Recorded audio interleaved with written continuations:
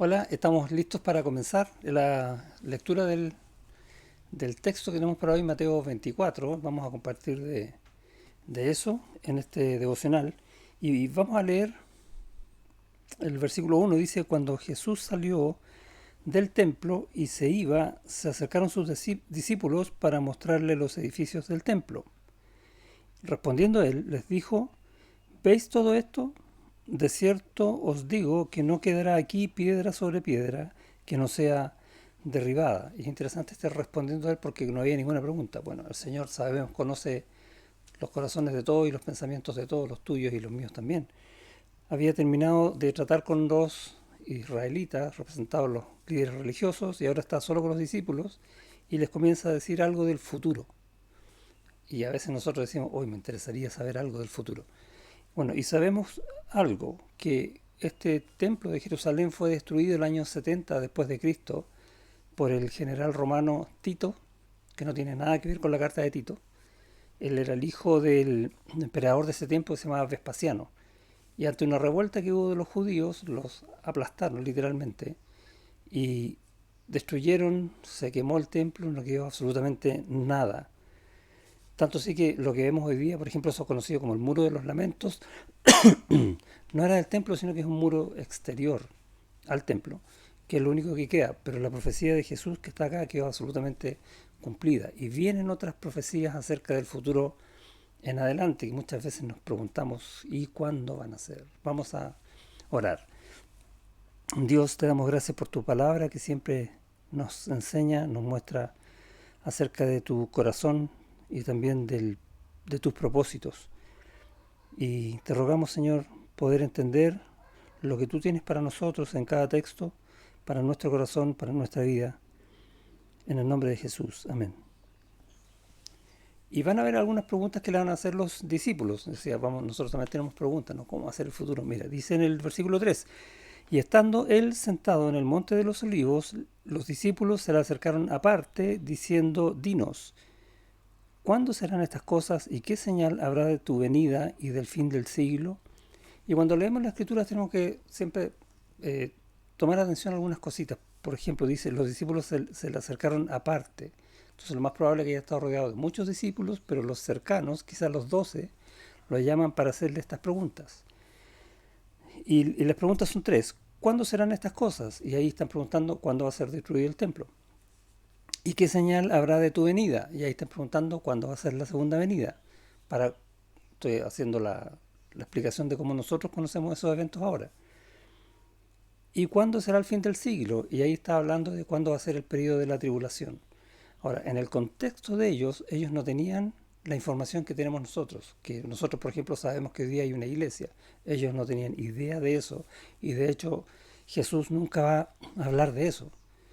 Va a responder la segunda pregunta, la señal de su venida, desde el versículo 29 en adelante, y del fin del siglo, desde el versículo 4 al 28, podríamos decir, como a grandes rasgos. Pero la primera pregunta, ¿cuándo serán estas cosas?, la responde en Lucas, capítulo 21. Y hay un texto, por ejemplo, ahí en el versículo 20, dice, pero cuando viereis a Jerusalén rodeada de ejércitos, sabed entonces que su destrucción ha llegado. Y hay 4 versículos que hablan acerca de eso. No los vamos a ver ahora, pero Jesús respondió lo que los discípulos le estaban preguntando. Y es siempre lindo saber que el Señor siempre responde nuestras preguntas. Y cuando vamos a Él en oración, siempre responde nuestras oraciones. Y damos gracias siempre al Señor por eso. Ahora, ¿de qué va a hablar en adelante? Del periodo de la tribulación. ¿Cuándo va a ser eso? Que levante la mano quien sabe cuándo. ¿No? Nadie sabe. Vamos a ver qué dice el Señor acá. Eh, pero antes de saber cuándo, ¿por qué queremos saber cuándo? ¿Te has preguntado alguna vez eso? ¿Por qué nosotros tenemos en el corazón saber cuándo va a comenzar esto? Es como que si quisiéramos tener información clasificada que otro más no tiene, o de alguna manera vamos a prepararnos para eso. ¿Cuál es la idea detrás del saber? Porque lo que nosotros tenemos que saber, el Señor ya nos lo ha dicho absolutamente todo, que es que ha cambiado nuestro corazón para que nosotros podamos vivir ahora para Él. solo para Él, y Él nos sustenta en su gracia en todo lo que necesitamos ahora, en este mundo, para vivir de esa manera. Una vida espiritual entregada al Señor para ser usados por Él en este tiempo, para que muchos más lo conozcan y para que Dios muestre su gloria a través de la iglesia.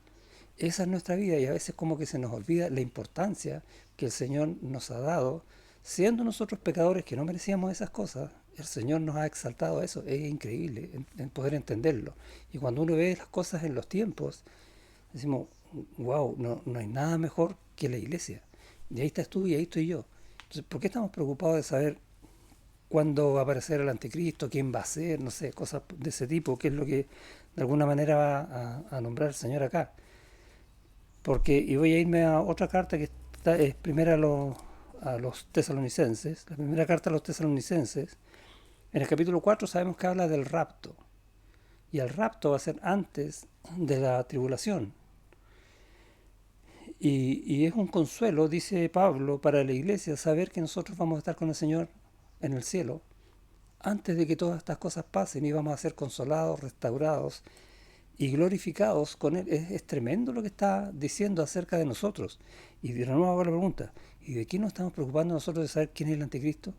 Es como, o sea, el único interés que tenemos nosotros es gozarnos en cómo Dios va a hacer un plan tremendo en todo el remanente judío en el futuro.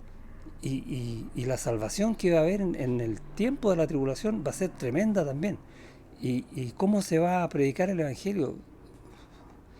Todas esas cosas nos maravillan porque son las mismas cosas que hizo el Señor con nosotros. Y Él las va a seguir cumpliendo porque el Dios siempre cumple su palabra. Y eso nos maravilla. Para eso nos interesa saberlo. Para decir, uff, cuán grande Dios tenemos. Y más encima está a favor nuestro. Bueno, dice en la carta a los tesalonicenses, en el capítulo 5, versículo 1, pero acerca de los tiempos y de las ocasiones, no tenéis necesidad, hermanos, de que yo os escriba, porque vosotros sabéis perfectamente que el día del Señor vendrá, ¿cuándo? Así como ladrón en la noche. Solo Dios lo sabe. O sea, está diciendo, mira, no tiene necesidad de que tú lo sepas. Dios lo sabe y eso a ti te basta. ¿Por qué? Porque toda tu vida descansa en el Señor. Amén. Y sigue, que cuando digan paz y seguridad, entonces vendrá sobre ellos destrucción repentina. Y a veces escuchamos, cuando haya guerra. Aquí dice, mira, cuando haya paz. Como los dolores a la mujer encinta y no escaparán. Y es, de alguna manera, refresca nuestra esperanza el saber que nosotros no vamos a pasar por estas dificultades.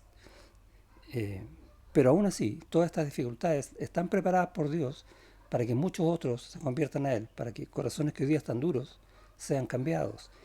Eh, y todo lo que está hablando acá en el capítulo 5 es para enseñarnos cómo debemos vivir entonces. Y leemos más adelante, por ejemplo, en el 12, os rogamos, hermanos, que reconozcáis a los que trabajan entre vosotros y os presiden en el Señor y os amonestan y que los tengáis en mucha estima y amor por causa de su obra. Tened paz entre vosotros.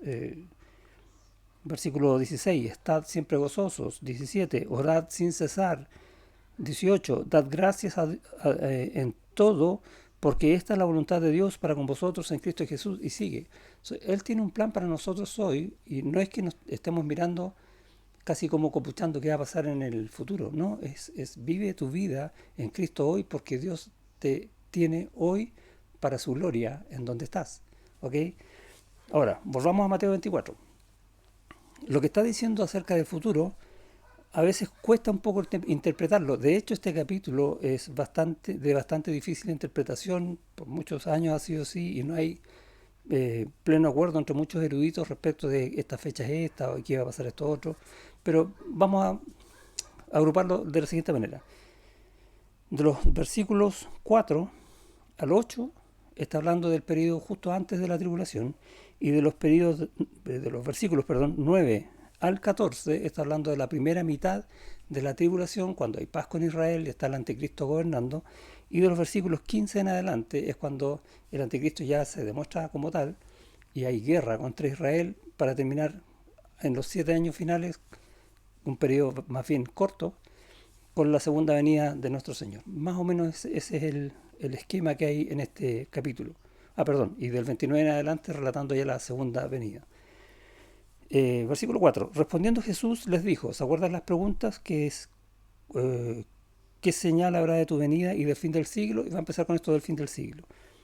Mirad que nadie os engañe, porque vendrán muchos en mi nombre diciendo yo soy el Cristo y a muchos engañarán. Entonces está hablando de engaños religiosos. Y hoy día que vemos en el mundo, engaños religiosos. Entonces no podríamos perfectamente decir, ya lo estamos viviendo. 6. Y oiréis de guerras y rumores de guerras. Y han habido guerras y van a seguir habiendo guerras. No hay nada que nos extrañe aquí. Mirad que no os turbéis, porque es necesario que todo esto acontezca, pero aún no es el fin. ¿Sí? ¿Ha habido guerras mundiales? Sí, pero aún no es el fin. Porque se levantará nación contra nación y reino contra reino, y habrá pestes y hambres y terremotos en diferentes lugares. Y de hecho estamos viviendo pestes ahora, ¿no? ¿Sí? Con este virus.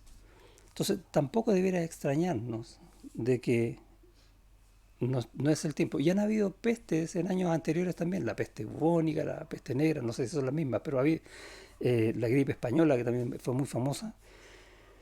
Y no ha sido el fin todavía, ¿no? No.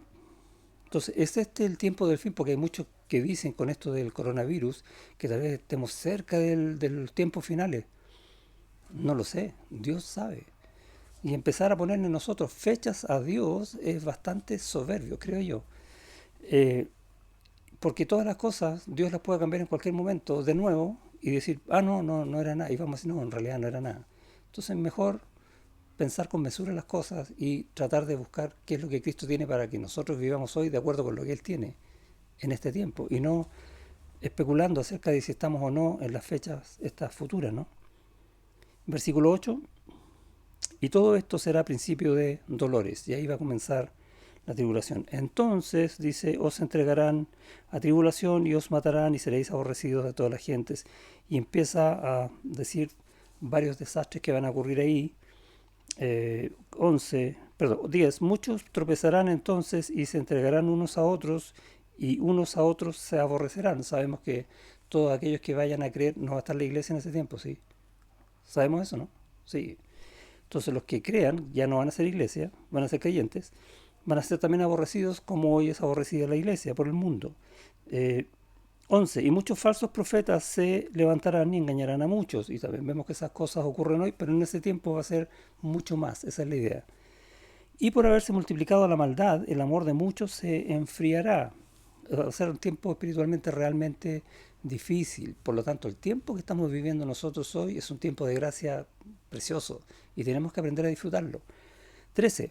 Más el que persevere hasta el fin será salvo. Y este es un versículo muy mal interpretado y está hablando de que el que logre llegar hasta el final va a pasar al reino. Básicamente está hablando de la vida física, no de la vida espiritual. Y 14. Y será predicado este evangelio del reino en todo el mundo para testimonio de todas las naciones y entonces vendrá el fin, los otros 3 años y medio. Y vemos, por ejemplo, en el capítulo 7 de Apocalipsis, cuando se levantan los 144.000 judíos que van a predicar el evangelio. Y calza con esto, será predicado este evangelio del reino. Y tantas otras preciosas promesas que tiene el Señor. Y gracias, Señor, porque Él va a cumplir un plan de salvación con el cual va a consumar el reino. Acompáñame a Apocalipsis capítulo 3. Quiero terminar con este versículo para un poco vivir en la tranquilidad y enfocarnos en lo que tenemos que enfocarnos nosotros, ¿sí? Dice en el capítulo 3 de Apocalipsis, versículo 10, dice, y está hablando a iglesias, ¿ok? Por cuanto has guardado la palabra de mi paciencia, yo también te guardaré de la hora de la prueba, que ha de venir sobre el mundo entero para probar a los que moran sobre la tierra. O sea, la promesa del Señor es que Él nos va a guardar, Él nos va a sacar de esto. Nosotros no vamos a pasar nada de la tribulación. E incluso es probable que ni siquiera sepamos quién va a ser el anticristo. ¿Por qué? Porque vamos a estar en el cielo con el Señor. ¿Te imaginas ese tiempo de gozo? Y yo siempre he pensado que lo más probable es que estemos tan con tanto gozo y tanto amor mirando a nuestro amado Señor Jesucristo que no vamos a ni siquiera pensar qué es lo que está pasando en la tierra. Y vamos a estar pendientes de ese tribunal de Cristo donde vamos a llevar esas coronas, ¿sí? Y el Señor va a recompensar a sus siervos, a ti y a mí por lo que estamos haciendo ahora. Nuestro enfoque debe ser ahora, sabiendo lo que va a pasar en el futuro. ¿Cuánto más agradecidos debemos estar del Señor de ser su iglesia? Amén. Dios te bendiga.